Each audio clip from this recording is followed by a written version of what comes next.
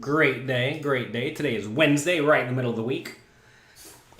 This is the day where fortunes are made. A lot of people get burnt out and tired by Wednesday. They especially get burnt out by Friday, but everyone does then. Wednesday, though, is where the workers put in the work and the slackers slack. And you get to pick what you are and who you are and how you operate. So that's good. Make good use of your time. This Sunday, I'm going to be streaming. We're going to start at noon Eastern time. We're going to stream, I believe, this is subject to change, but we're going to stream for about 2 hours publicly at twitch.tv/Jonathan Little. And then we're going to stream the rest of the day, probably till about 3 a.m., privately for poker coaching members. So that way, if you don't want to subscribe, well, you get a little bit. If you want to subscribe, you get a lot. If you're a poker coaching member, we will have links for where you can go to watch the private stream in the dashboard of poker coaching. So make sure you get in on that. You won your poker league last night for $2,000. Congrats. Good job. Good work. Today, we're going to be reviewing some of your hands. I asked you all to send in some poker hands, and Underdonk sent in some hands. So let's go through some poker hands. I don't know what games these are from. This seemed to be a selection of random hands that were played, so that is worth mentioning. Also, we have a heads-up display here. You can download the configurations at pokercoaching.com/HUD. We're actually going to have a video going up very soon. I made it yesterday about how to get Hold'em Manager, how to download Hold'em Manager, how to install Hold'em Manager, and how to install this heads-up display and how to make good use of this heads-up display. Don't know anything about Poker Copilot. I know it is what people on Macs use because back in the day, they did not have Hold'em Manager or Poker Tracker. I think one of the two of those works on Mac currently, though. So anyway, that video will be going up soon. Bookmark that page, pokercoaching.com/HUD. It'll be updated over the next few days. Thrilled about this week's stream with Faraz Jaka as well. Yeah, we have a lot of good things happening. Faraz Jaka's been crushing it. He sold some action to his World Series of Poker. He's playing about $200,000 worth of tournaments over the next month or two. I bought a nice chunk of it. So whenever you're sweating Faraz, know that Jonathan Little has a nice sweat. All right, here we have Mark Lovin here. His name is Underdonk because, why not? So 2 big blind raise. We're playing 160 big blinds deep. We don't really have many stats on any of these players. If you have less than something like 100 hands on someone, it's not going to be all that relevant except for the very top 2 lines, VPIP and PREFLOP raise. Now, 37 hands is not all that many, but I would lean towards thinking this player is going to be on the tighter side. That said, I would still 3-bet this every time. Playing very deep stack, notice we have 160 big blinds effective. I would be very inclined to make it something like 7 big blinds. I think 3.5x is fine as we are very, very deep stacked. That's usually what I'm doing. Opponent does call. He checks flop. Oh, I'm sorry. We get 2 callers. Small blind called as well. All right, I'm done with this hand then. This is an interesting spot where it's very difficult to know what the small blind is calling with. And once a small blind calls, you have to think the initial raisers are going to call very, very wide as well, right? So now, instead of the initial raiser not really having so many middle connected type hands, because maybe he would normally fold those to a 3-bet, now he has a lot of that. So because he has a lot of that, you have to be very cautious here. I realize we have a gut shot, which is nice, but if you bet, you're going to get raised decently often. Also understand here that this one of a kind, if he's decent, is usually going to have a lot of medium pairs and strong big cards, which connects pretty well with this board. So I'm just giving up here. Turns an ace, check, check. I'm just done here as well again. I realize that this looks like a good bluffing card, but, whatever. I don't think we need to bet. The problem is that, yes, you have a lot of ace-x here, but your opponents do as well. And if they're smart, they're going to play cautiously with it. So if we are going to bet the turn here, we definitely want to be blasting the river. This is not a spot where you can bet the turn and then get out of the way, I don't think, because when you bet turn, your opponents are always going to call an ace. We're essentially trying to get the opponents to fold an ace by the river. How do you get the opponents to fold an ace by river? Bet turn, medium, blast river. But I would just not do this. I would just give up every time. River comes, opponent checks. I'd bet like 40. So you go 28. I think this is probably a little bit too small. I do like the idea of betting once you bet the turn, but I don't know if the turn bet is necessary. You may say, well, what bluffs do I have on the turn? I would venture to say you actually don't need a whole lot of bluffs on a turn, if any. I'm okay having no bluffs or very few bluffs in these spots and multi-way pots. I think it is, look, your line is very reasonable. I don't have a problem with it. I would have bet bigger on the river, but I probably would just check. So, like, if this was a poker coaching quiz, I would give it, like, I don't know, 8 out of 10, 9 out of 10. So, like, certainly viable. Probably not what I would have done, but actually, in theory, maybe what we should be doing. You always have to be a little bit cautious in multi-way pots, though. If someone, well, if you don't have something, usually someone else does. So, yeah, these are Mark Levin's hands. This is a $16.50, 40,000 guarantee tournament. Are they all from the same tournament? Because I know you sent me a bunch of hands that look like they spanned over 2 days. Let's see.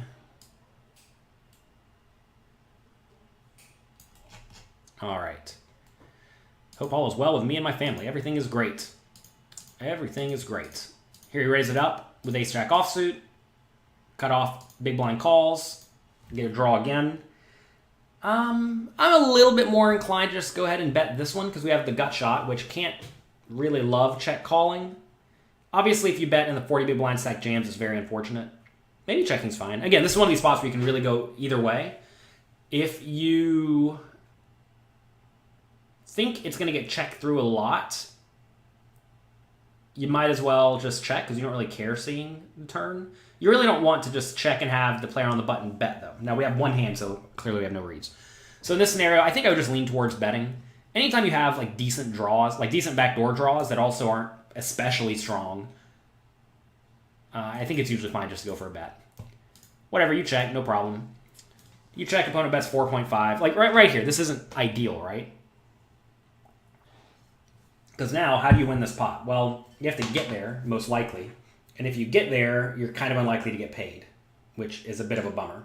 So I think in this scenario, I would call, because we do have very good backdoor draw with the ace of clubs. The ace could easily be good, and obviously the 10 is probably good. So I would call, but I wouldn't love it. Should you ever check raise? I don't like check raise. If you make it 12 or 13 and he calls, it's just miserably bad on the turn. I mean, you have to jam every time you get there with any sort of draw. Turns a king, I would just check fold again. Yeah, okay, fine. Bit unfortunate, but it is what it is. Dave's Racing Channel says, everyone, give the video a like. If you like this kind of thing, click like, click subscribe, share it with your friends. I would appreciate it. All right, here we have king, queen suited. Raises it up. Hijack calls. Big blind calls. We get the obvious flush draw. Definitely be betting here now. Opponent checks. We're playing three ways. Pots 9 big blinds. We have king, queen of clubs on 10-3-2. 2 clubs. I would bet 5 big blinds and just go from there. We bet 5 big blinds, only the hijack calls. And I already know I'm just tripling this basically every time. I'm tripling this. I'm going to try to put this guy all in by the river. I would bet 13 or 14 on the turn. That's what Underdonk does. Now we get the queen on the river, so we make top pair. Should you be jamming on this river? Well, we should definitely be jamming on a blank river. We should definitely be jamming on a club river. Should we be jamming on this particular river when we make top pair? So this is an interesting spot. As your opponent gets better, as they're more inclined to hero call you appropriately, you should be very inclined to jam here because your opponent's range is going to be a lot of 10x, right? I actually had a spot like this in the $1,000 tournament where I had a spot where I check raise flop with a bad flush draw and a gut shot. I bet turn when I missed. I jammed river when I missed. My opponent called with top pair on the flop that became middle pair by the river.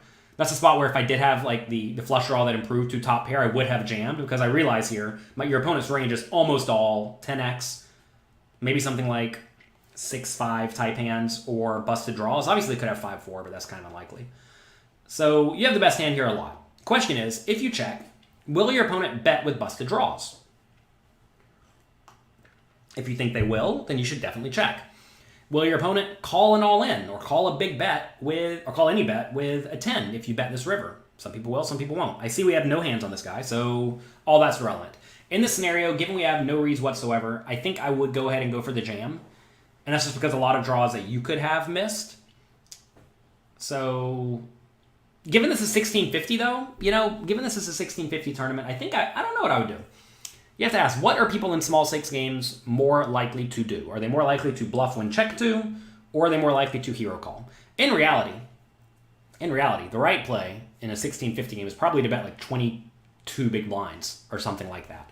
Because if you bet 22 big blinds, a 10 will probably still call. I think if you jam, a 10's probably going to fold. And if you check, a 10's never going to bet. And if you check, I think the opponent's going to be somewhat inclined to not bluff the river.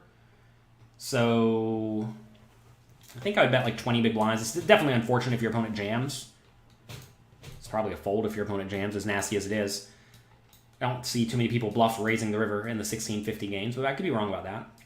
So anyway, we do go for the all-in. And like I said, I think 20 is probably just better, because I think when you jam, your opponents are going to play... They're just always going to fold to 10. I think if you go 20, you're going to get called by the 10. In a high-stakes game, I would definitely go all-in, though. I think all-in is definitely good. Would you suggest the same if it was three-way on the river? Well, obviously the hand would be very different. I would have bet the flop, but I guess I would have kept betting the turn most of the time. If I got there on the river, I would still probably value bet the river. So, yeah, this is just a very good hand. You got better results when playing higher stakes games than you did playing smaller stakes games. Seems like this for a few months. Well, the time is irrelevant. You have to ask how many games have you played. If you've played about 5,000 games in each, and somehow you have a higher ROI in the higher stakes games, don't know what to tell you. But most likely you have a small sample. Are you open to taking suggestions on new content for pokercoaching.com at the moment? Send us an email, support@pokercoaching.com. I'm always happy to hear it. If you tell it to me now, there's no way I'll remember it. All right, pocket kings. We raise it up to 2.5 big blinds. Someone earlier said, why 2.5 big blinds? Look, I think it's fine to raise it 2.5 big blinds, 3 big blinds, 2 big blinds. When we're playing deep stacked, it doesn't really matter. If you've been watching me stream, I typically make it 2.5 to 3x when we're deep, and I make it minimum all the other times. I don't think that's perfectly optimal, but when you're playing 15 tables, you have to make some sacrifices. If you're not making any sacrifices, how much would I make it here? I'd be making it 2.5. Notice we're somewhere between 40 and 100 big blinds deep with everyone, and 2.5 is a fine size for that, so I like this size. Obviously, if you're playing on a site that makes it easy to preset bet size options, you should do that. Many of the worst sites, they don't have good programming, don't allow for that type of thing, though, so you have to manually go in and type it in or scroll up or do all sorts of things. Anyway, pocket kings, we open it up. Only the cutoff calls with 85 big blinds. Flop comes ace 5-4. So not a great flop. Anytime you have kings and ace comes, people think. Wait, what did I say? Anytime you have kings and ace comes. Yeah, that's what I meant. Anytime you have kings and ace comes. And that's what we have. People think, oh man, every time I have them, they're ace magnets. If you have thought processes like this, realize you're thinking like a fish. Okay? Sometimes the ace is going to come. That is part of life. Understand that you must learn how to play in all scenarios. So what do we do? This is a spot where you can either bet small or check. I think both plays are fine. Anytime you have a very obvious marginal made hand, like this, checking is certainly viable. This is a hand that is not concerned with being outdrawn so much, but at the same time, you don't want to put a lot of money in the pot. So I think I'm usually just checking here with this hand, looking to check call flop and check call turn and then check fold river. That's usually my play. If I had something like an ace, you also want to check sometimes with an ace in this scenario. Like say you have ace 6, ace 7, ace 8, ace 9, etc. So this is a fine spot to check, I think, looking to check call flop, check call turn, check fold river, and go from there. That said, I think also betting everything is fine. Just bet 3 big blinds with everything or 2.5 big blinds with everything into the 7 big blind pot, and it's going to put your opponent in a pretty bad spot. Check, check, flop, turns an ace, which is great. I would just check again. Now, easy check call. River 6 of hearts, so ace 5-4, ace 6. Either plays fine as well. Again, we have 0 hands on the opponent.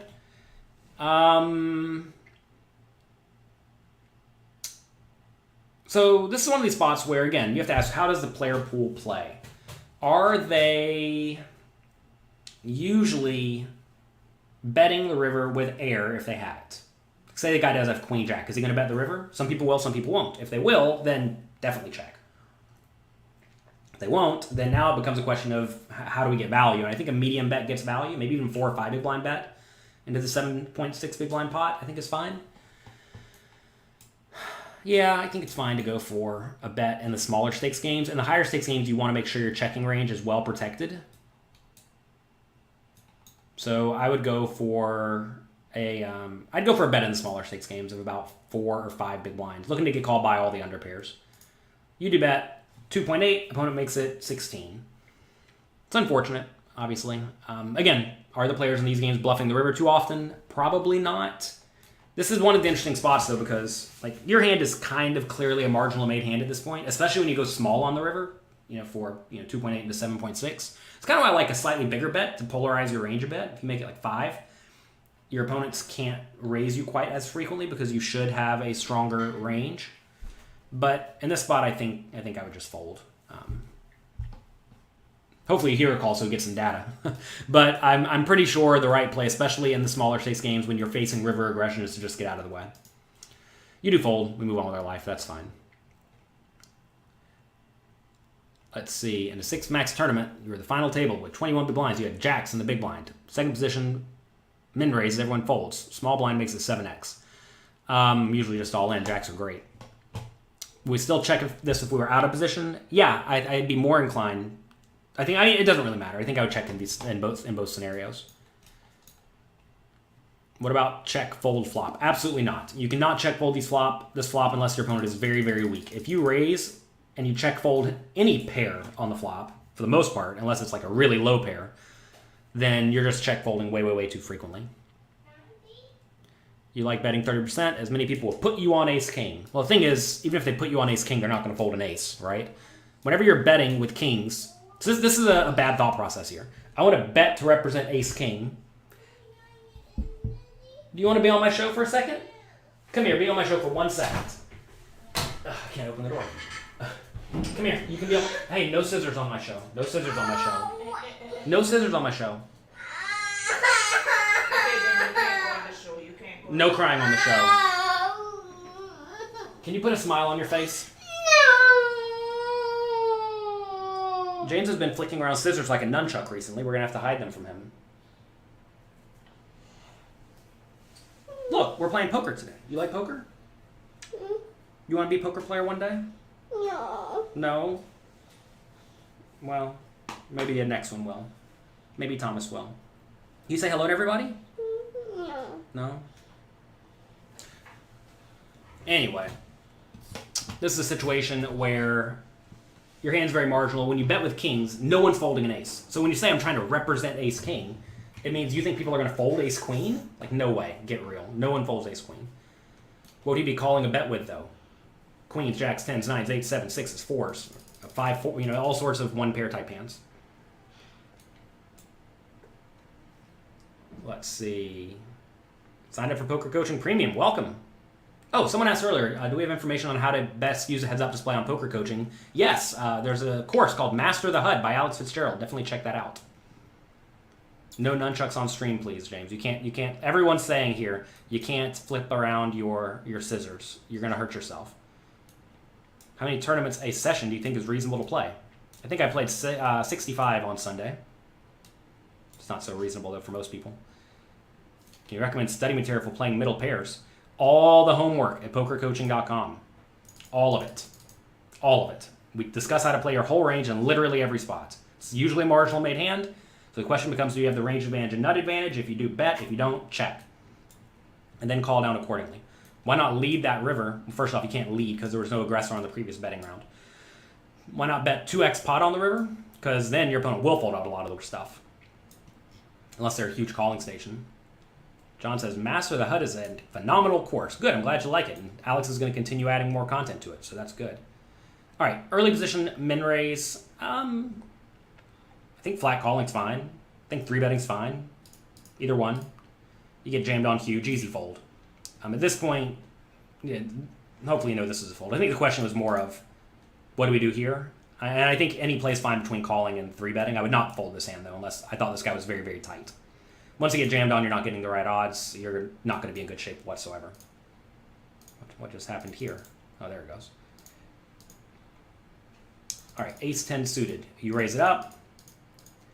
Small blind makes it 9. So you make it 2.2. Small blind makes it 9. I'm going to go with Thomas. Thomas is still sleeping, I think. I want to get my Thomas. Your Thomas? Is he your Thomas? Is he your brother? Do you love him? Yeah. Is he nice to you? Are you nice to him? Yeah. Do you want to talk to anyone about anything?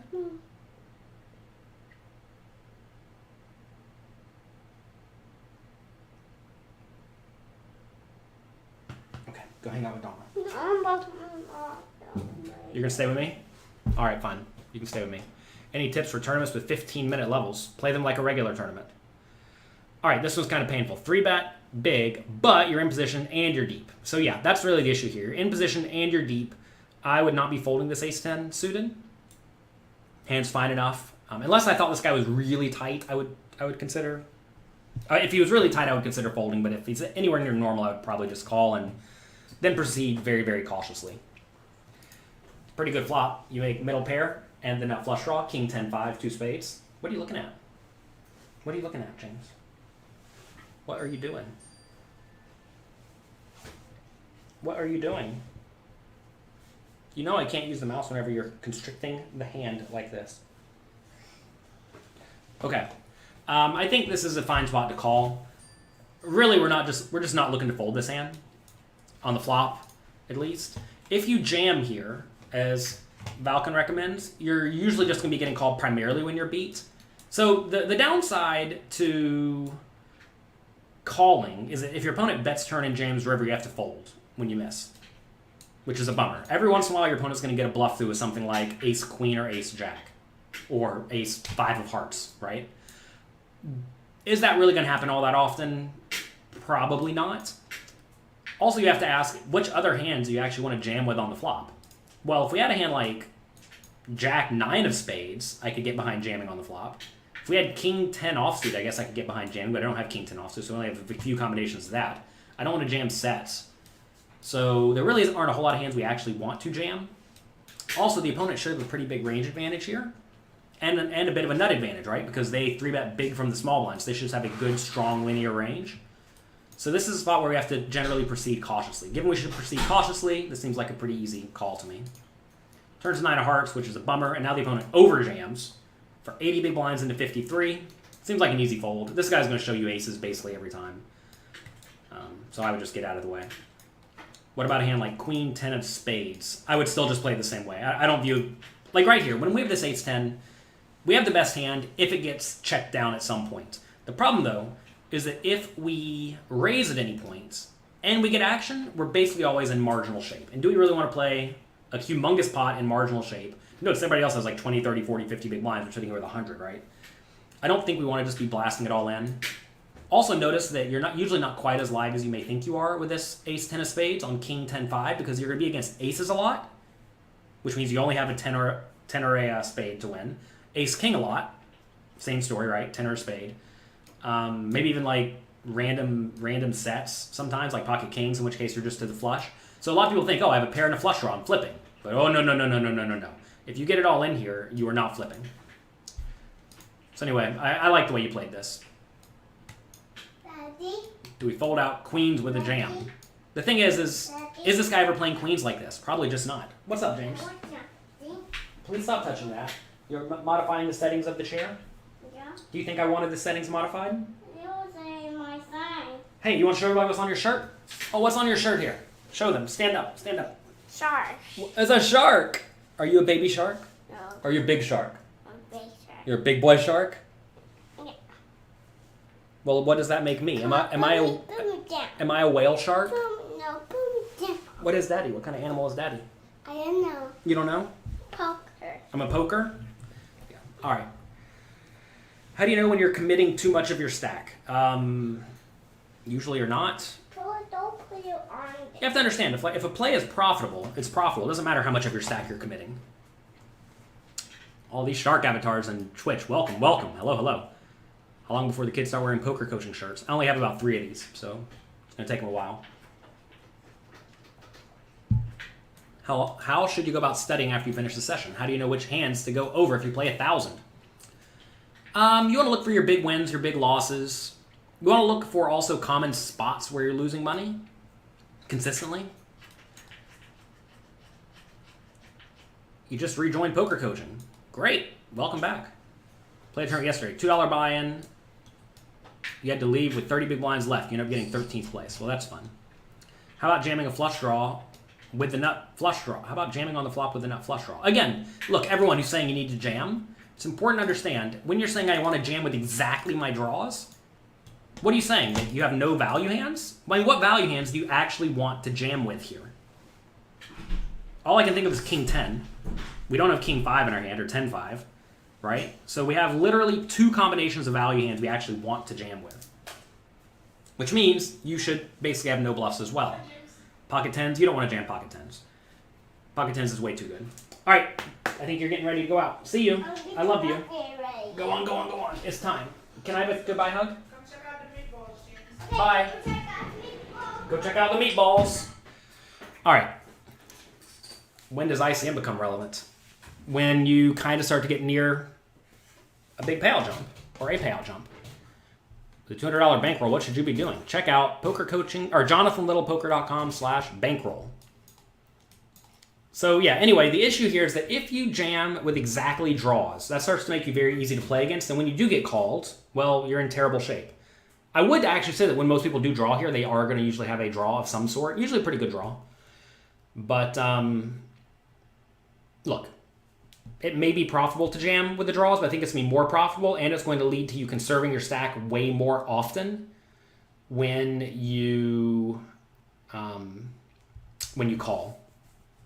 Why don't you want to jam with sets? Because when you jam sets, your opponents are going to fold out way too often. Like when you have a set and your opponent folds, they're drawing almost dead or nearly dead. You're happy to have your opponent drawing with ace-king against your set, or the king-queen against your set, or aces against your set, right? You don't want those hands to have any potential to fold. Not that those will necessarily fold, but the hands that are going to fold are going to be stuff like ace-6 of diamonds, right? You have a middle set and your opponent's sitting here with ace-6 of diamonds. You really want them in that pot, right? And if they have a good draw, they're going to call it off anyway. So it's not like you're extracting immense value because you would have been able to play a big pot no matter how it goes. What do you think about playing junk when you're card dead? If your opponents will think you're a nit, I guess so.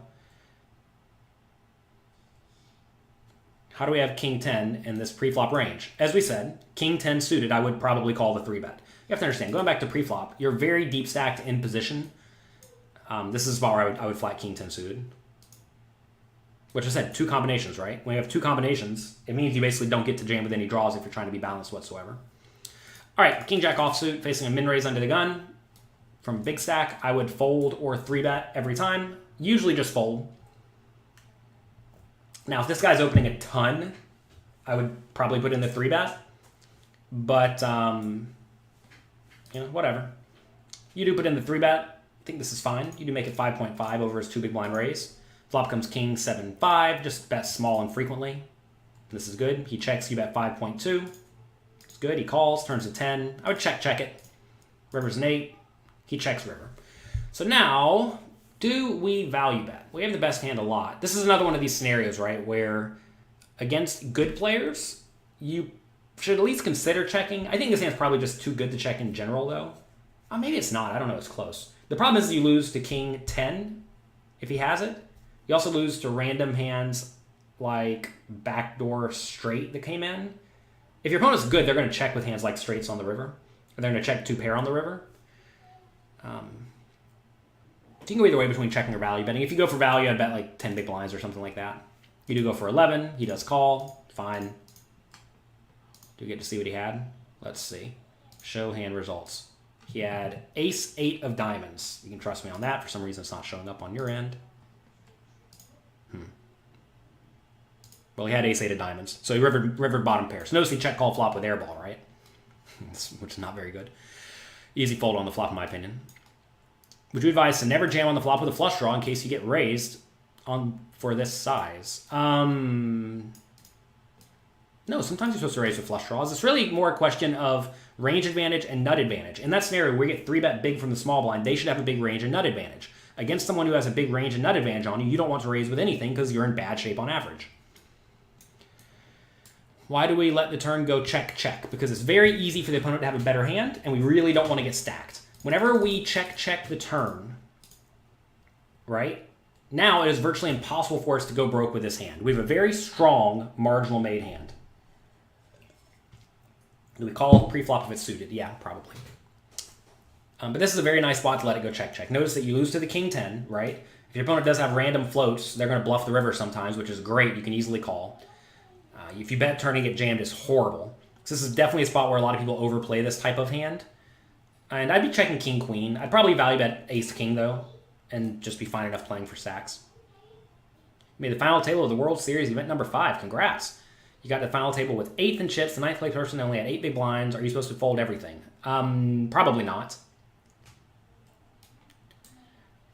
You relate to the party. What buy-in is this? This is a $16 game that Mark in the chat played, and he sent in these hands for us to review. So thanks to him for that. Who's my favorite poker player? I don't know. I made a blog post about my favorite poker players. Search Jonathan Little, 10 most influential players or something like that. I like all those people quite a lot. All right, here we have a raise for 2 big blinds from the small blind off of a 22 big blind stack. Big blind has 33, and we have pocket 4s. I would just be all in here. This is always a dicey spot. Let me actually let me go over here real quick. I don't know if you all can see this or not. We're gonna go to poker coaching. Let's see. So I can find this in this window. Go to tools. Let's look at the 40 big blind charts and the 25 big blind charts, okay? We're gonna look at both of them. So these are the 25 big blind charts. We want to find small blind versus button raise, okay? So for 25 big blinds, small blind versus button raise, you see pocket 4s is a very clear all-in, right? All these small and medium pairs are very clear all-ins for 25 big blinds. Let's take a look at the 40 big blind chart because we're kind of in the middle of this because in this instance, the big blind has 35. Notice here, even for 40 big blinds, if small blind raises, pocket 4s is still an all-in, right? So that means that pretty much always, with roughly this stack depth, these small pairs are very, very easy all-ins. Also, notice that in this situation, the button here is like unlikely to play, right? Because the button has put no money in the pot. So really we're in just a 20 to 25-ish big blind shove scenario. And the small pairs are always jams for that stack. Now, if the big blind had like 50 big blinds, that gets a little bit dicier. I'd probably 3-bet and then still call it off. So I'd make it like 7 big blinds and call it off if the opponent jams from the button. But if I made it 7 and then the big blind jammed for 50, I would then fold the small pairs. You need to study these spots more. Well, Michael Acevedo has a lot of short stack GTO solutions available in the poker coaching premium section, so definitely check those out. Anyway, easy all in here. I don't know why you would possibly fold. That was a big mistake. Just chunked away a little bit of money there, Mark. All right, under the gun. Oh, I'm sorry. Here we have 2.2 big blind raise from second position with 9s, which is great. Big blind calls. Queen 8-6. This is a fine spot to check or bet small. Either plays fine. If I had jacks, I'd be a little bit more inclined to check, but with 9s, I'm a little bit more inclined to bet because it's susceptible to being outdrawn. You do bet small, opponent calls, check, check, turn. Opponent checks river. I would just check it back. This is one of these spots where, again, you have the best hand a lot, but you're trying to get called by an 8 or worse. A lot of people will probably not call a medium or a large all-in bet for their 12 big blinds with air on queen 8-6-2-5. Again, though, like if you're playing a $16 game and you think your opponents are going to play very straightforwardly and never ever raise you as a bluff and always call with an 8 and always call the 6 if you bet like 3 or 4 big blinds, then 3 or 4 big blinds is pretty nice. Also, if you think your opponent's always going to bet a queen on the river, because that's just how perhaps people in these games play, betting the river is very nice as well because your opponent doesn't have a whole lot of queens when they check the river, right? Which means they usually have an 8 or a 6. So in higher stakes games, I'm usually pretty inclined to check. In smaller stakes games against more straightforward players, I'm more inclined to bet 3 or 4 big blinds. You did go 3.4 big blinds, which is nice. He does call. And he had pocket 10s. Brutal. That's fine. You have to understand, when you value bet this hand, you are going to get called by better hands sometimes. You're lucky the guy didn't jam you pre-flop. Let's go back to pre-flop. If you jam pre-flop, do you call? Hopefully your answer is obviously yes. If you raise to 2.2, guy jams for 18, 17, 16, easy call. So you're lucky the guy didn't play this one well. Do I think AI will take over poker? Over the next 10 to 15 years, probably. Cash games, I think, are pretty much doomed because those are played with the same stack sizes and no payout implications. Turns out poker gets really tough when there are payout implications, which is why bots and AI is usually tested in very confined settings like heads-up cash games or limit hold'em or whatnot. That's where the bots actually thrive. That said, I mean, real-time solvers have been around for a few years now. There's it seems like there was some guy who made a video on YouTube that made people think this was new. This has been happening for years. There's a backing ring that got banned on PokerStars about a year and a half ago for using something like this, and they took all their money, which was good for PokerStars, taking the cheating players' money. To be fair, like, it's actually kind of brutal, because if the program's not explicitly not allowed, you'd think you'd be able to use it, but I'm not sure if they had rules set then. It's always interesting, right? Like, you would think a heads-up display would just not be allowed, but it is. And I guess as long as they say it's okay, but it's tough whenever they don't say what is okay. If the button had 40 bigs and we jammed 40 bigs, is that not a lot of variance to take? You're not taking variance at all, actually. You just win the pot the vast majority of the time. A lot of people think that, oh, you should not take this because you go broke sometimes whenever you jam for a lot. But yeah, but you also win the pot almost every time. Anyway, I'm not worried about AI at the moment. Or am I playing World Series tournaments? I may play some of the non-American ones. I'm not going to play the American ones. They're small buy-ins for the most part. I mean, they're all like $1,000 buy-in games. I'm not going to get up and leave my family to go play a $1,000 tournament. You have a 20,000 hand sample playing small stakes. You're winning at 11 EV big blind per 100. Is that a good number for the stakes you're playing? Yeah, it is. It's very good. Very good. I would tell you that if you're properly bankrolled, move up. You know, push the average buy-in just a little bit higher. That's a very solid average buy-in. PLO is the future of cash games online. PLO's close to solved as well. All these games, you have to understand, right? Like, if there is a program you can make to plug it in and give you the right answer, the game's probably doomed eventually. 20K is a small sample. It is a small sample, but it is still something, right? It's not like he told me a 2,000 hand sample running at 11. He told me a 20,000 hand sample running over 11. All right, let's see. Who's a better poker player between Brad Owen and Andrew Nemi, and why? Do you think I have studied either of these players' games immensely enough to tell you this answer? I've played with both of those players literally 0 times in my life. That said, we're doing a giveaway right now with Brad Owen, so I'm going to say Brad Owen. We're giving away 3 $1,000 World Series, well, 3 $1,000 tournament buy-ins. You can use them for whatever you want. If you can't play the tournaments online, you can get cash. So make sure you get into that giveaway. I sent an email out to my subscribers last night, I think. So make sure you get in on that. If you're not on my email list, you're missing out. We give away free money all the time. Also, people are posting about it on Twitter. I think I posted about it on Twitter, so check it out. How crazy do you have to play professionally? Crazy? What does crazy mean? I think you have to play well. You think that those charts are usually the same for turbo and normal speed tournaments? Yes, the speed of the game does not really matter. All that matters is what is happening in this exact scenario. How do I feel about ACR? Watch jonathanlittlepoker.com/USA to hear what I think about unlicensed, unregulated, illegal, shady poker sites. All right, anyway, pocket nines. Okay, so we're fine with that hand. Ace 10. You have 16 big blinds, button cutoff, hijack, lowjack seat. Look, I tend to min raise fold this again. Actually, so look, let's take a look at this spot a little bit closer. So we have hijack seat has 6 big blinds, cutoff has 13. Button and small blind have more, big blind only has 10. So, given that, I think I'd probably just rip this all in. You don't really want to min raise fold against cutoff. If you min raise, button and small blind could very easily jam you and put you in a pretty nasty spot. I think you want to sidestep that too. I want to look something up on my chart real quick. I have this new poker coaching app. It's not available for all of you yet. Hopefully the spot works. Let's see. Tournament, stack size, 15 big blinds, position, button, cutoff, hijack, lowjack. All right. This program here says we should go all in with ace 10 sometimes and jam it sometimes. So you can do whichever one you want. Let me show you my new program real quick. Let's see. See this new program? I just looked up exactly, can you see that? Exactly what to do in this scenario. Why can I not put this flat on this camera? It's so weird. There we go. Anyway, you see? This is the new in the new Float the Turn app, or new poker coaching app as soon as we get it up and available. Anyway, see how quickly we looked that up? That's what we do. If we do raise, and let's say the button cutoff hijack 3-bets.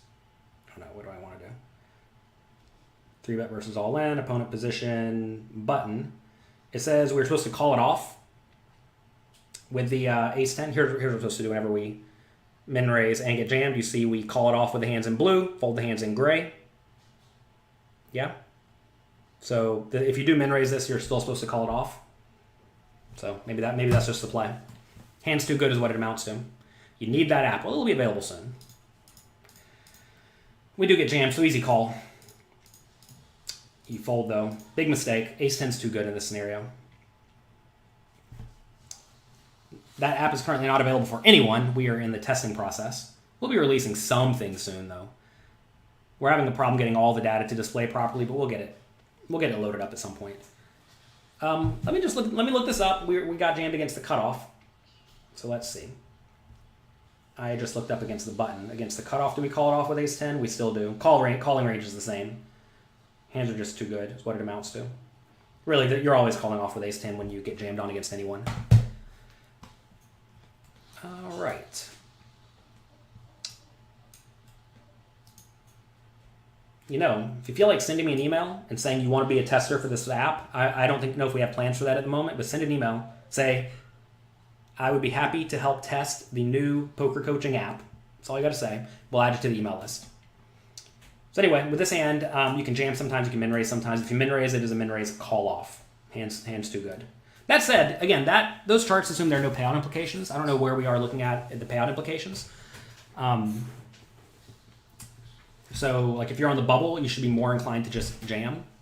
Oh, show us the table again. You're right. I'm such a fish. No, that's not it. This is it. There we go.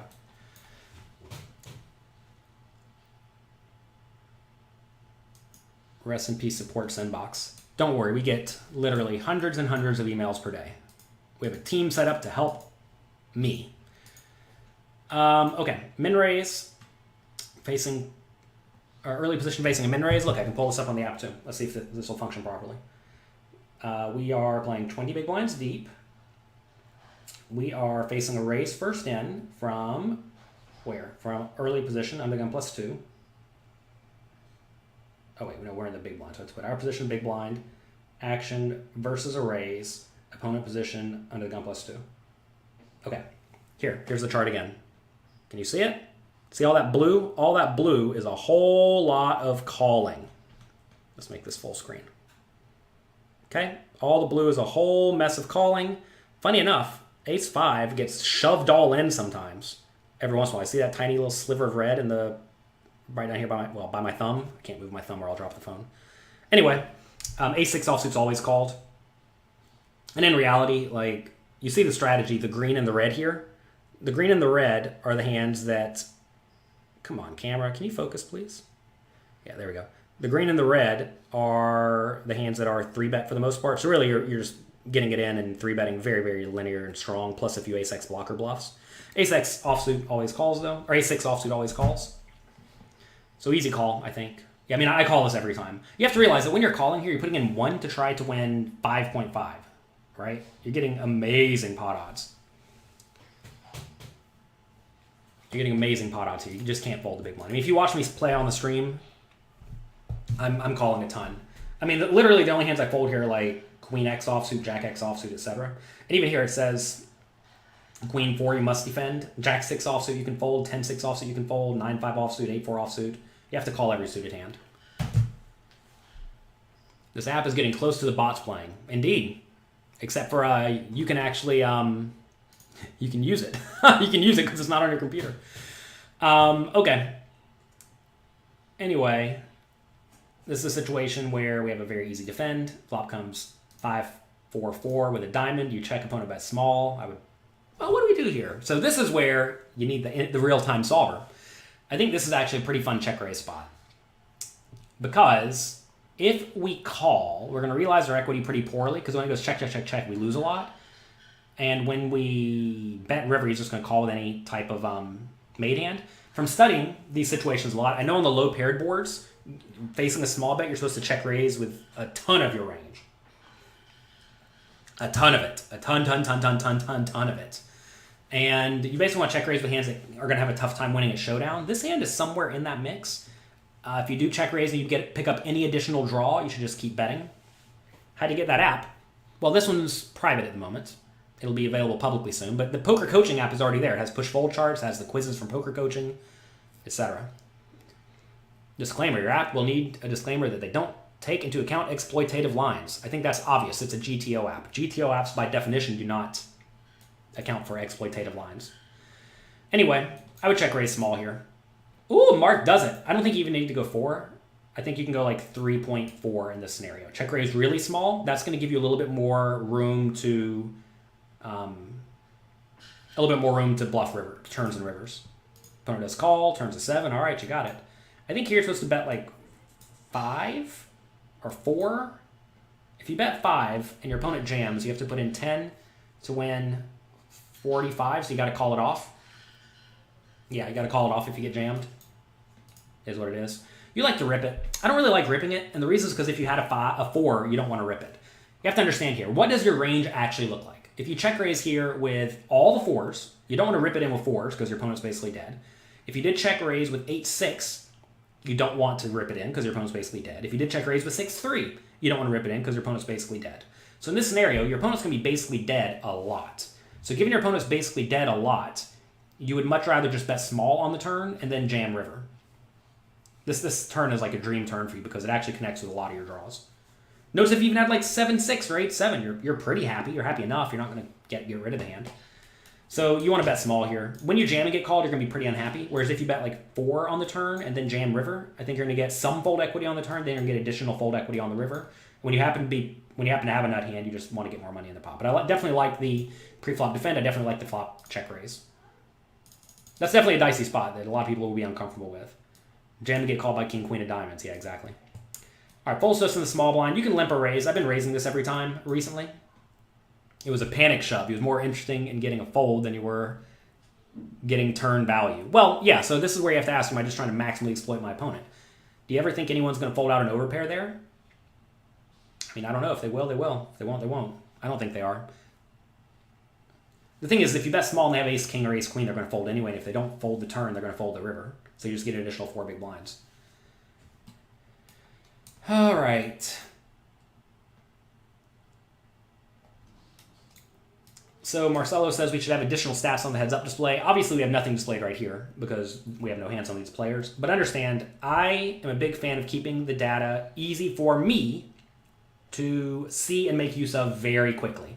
This is not a heads-up display with infinite stats. We can go in and really, really dissect scenarios. I mean, to be fair, you can click on things like this and it'll bring up additional stats. I literally never do this if you're watching me stream. At some point, look, information is good. I love information, but at some point information becomes impossible to synthesize properly. And yeah, you may miss out on some things, but in exchange for that, you can reference it very, very quickly. Is that app going to have only tournament charts? No, that app's going to have all sorts of charts. It's going to have heads-up charts, 6 max charts, full ring charts, cash game, tournament, etc. We have something like 10,000 Munker Solver solutions that we have uploaded into this. All right. If we have 50, 60 big blinds, we don't call with a6 here versus under the gun, right? No, you always defend the a6 offsuit. I think, oh, no, let me see. I'm pretty sure. I think I can just change big blind to 60. A6 offsuit, still a pure call. Can you see it? It likes folding the ace 2 offsuits. But yeah, I do agree you fold out worse ace-x. Let me check out 100 big blinds. 100 big blinds, still pure defend a6 offsuit. Okay? Will the app be free? Parts of this app will be free. Parts of it will be paid. You have to understand, there's a similar website that already exists. They charge $500 a month for what we're going to be giving to Poker Coaching Premium members. Just included. So, there you go. All right. We limp small blind. Big blind raises. Limp calls fine. Check, bet, call. Check, check, check, bet. So, crappy river. Kind of point to good beginning heads up study. Send us an email, support@pokercoaching.com. I can't think of the URL at the moment. River's pretty rough. I think you can go either way. I think you're going to be shown like 10s a lot. I think you're going to be shown an ace a lot. That said, it's blind versus blind, so you all know me. I literally never fold. To be fair, I have been working on trying to find more folds. I have a poker coach who was going through my database the other day and said you probably call a little bit too much on river. Funny enough, you know how I enjoy bluffing a lot, right? He actually said bluff more. Just keep bluffing more. Yeah, this size reeks of value. In small stakes games, I agree. Size reeks of value. I don't mind a fold. That said, it's blind versus blind, so, you know. That's one of those spots where in high stakes games, you just have to hold your nose and press call. In lower stakes games, it could be fine to just exploitative fold. Ace king under the gun. Let me consult this chart again. We have 15 big blinds. We are position is under the gun. Action is raise first in. Oh yeah, so these charts aren't right now. Easy min raise. I like the min raise. Big blind calls. Check flop. This is a flop that nails your opponent. Call a turn bet if he bets. Check turn. River's a queen. Check. Nice hand. No problem with this. Nice easy hand. So the advice was to bluff more rivers, but to fold more rivers? Exactly. Why? Because people fold too often on the river. I, however, am a super calling station. I am a super duper calling station. So anyway, Mark, these were all really pretty good hands. I was happy with it for the most part. There were a few spots where, like that A6 turn jam, I think if you were aware of what your range looked like there a little bit better, or if you played that spot a few more times, you probably would have found a small bet. I'm always torn between telling you to just like make maximally exploitative plays in small stakes games or try to play how your range would like, because those are different things. That pocket fours fold was way too nitty. Like if we go back to that fours hand, let me see if I can find it. That's not it. This hand. So here, folds around to small blind. Folds around to button who min raises off 22 big blinds. If this player is very, very tight, I would actually consider folding. But even then, I'm still just jamming basically every time. This is a very good spot. Everybody knows to raise the button kind of wide. This opponent's not just raising only the nuts. We do have payout jumps at this point in the tournament. It's an even better reason to jam in reality, because now the guy's going to call off even tighter. So yeah, that's going to be it for today. Hope you enjoyed this episode of A Little Coffee. Mark finished 21st out of 2,400. Solid run. You need some HUD stats to fold the fours. Yeah, I need the guy to be like 9/2 over 500 hands or something like that. So if you want me to review your hands, send in to me like 10 hands max. Say, for A Little Coffee review. My support team's going to compile these for me and send them to me, and send me the hands that they think are good / exciting, whatever. I'm not guaranteeing I'm going to review your hands. Don't be annoyed if I don't. I've already been emailed about 1,000. We don't have time for that. Mark has been a good poker coaching member for a long time. I know he's working hard, and I'm happy to review his hands. If you're here, you're interacting, you're working to get better, you're way more alive to get some feedback than if you are, well, never here and you're trolling on the internet. But I know Mark does a good job, good work, and I'm happy to help. Can you send me 6 max hands? Sure. Make sure you know what it's from. Make sure you make it very clear what it's from, and I'll maybe review it. Again, I'm not guaranteeing I'll review it, but maybe I'll review it. So that's going to be it for today. Hope you enjoy yourselves. Hope you make good use of life. What game is worth your time? I don't know. What's your time worth? It's really a really important question. I think Zoom / zone / fast forward, etc. are usually not very profitable. I would definitely tell you to instead, like if you want to just play a lot of hands, just play 6 or 8 or 10 tables of regular games and understand the game's going to be substantially softer, which is going to make you more money in the long run. So yeah, that's it. If you want to make sure you get access to this app as soon as we push it live, download the Poker Coaching app in the iTunes or Android App Store.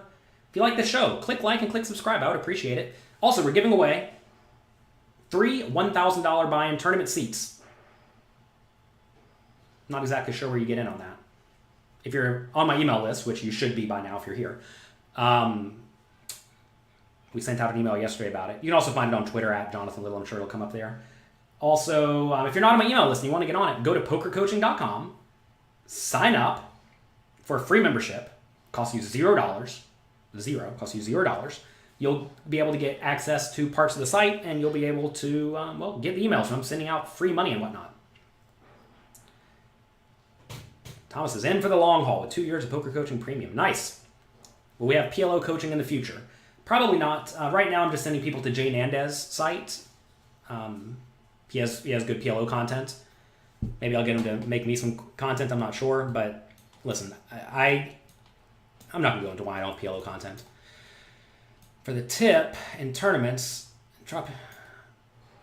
Oh, thanks for the tip to drop 1 or 2 tournaments and dropping a few tables. Now you're running 10 tournaments only, and you're crushing them. Good job. Good job. Playing fewer tables is very helpful. All right, I have to go. Have a great day. Enjoy yourselves. Click like, click subscribe. Thank you. Thank you, thank you. Have a great day. Get it on the giveaway. I want one of you to win it. It's random, but I want one of you to win it. Have fun. Good luck. And I'll talk to you next time. Recommended for coaching. Go to pokercoaching.com, go to the tools section, click on coaching or something like that. Find a coach for you. Any tournament coach is probably fine, although to be fair, you may want a sit-and-go player. Find a sit-and-go player. I don't know. None of our pros are regularly playing sit-and-goes because you don't make any money at sit-and-goes at the high stakes. Have fun. Enjoy yourselves.